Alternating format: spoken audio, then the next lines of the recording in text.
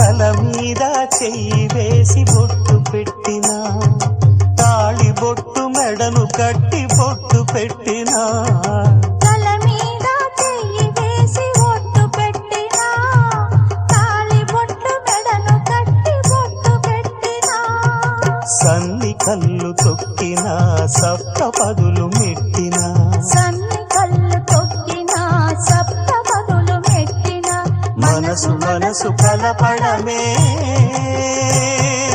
మంత్రం పరమార్థం.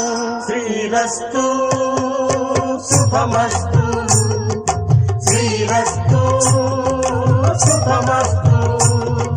శ్రీకారం చుట్టుకుంది పెళ్లి పుస్తకం, ఇక ఆకారం దాచుతుంది కొత్త జీవితం.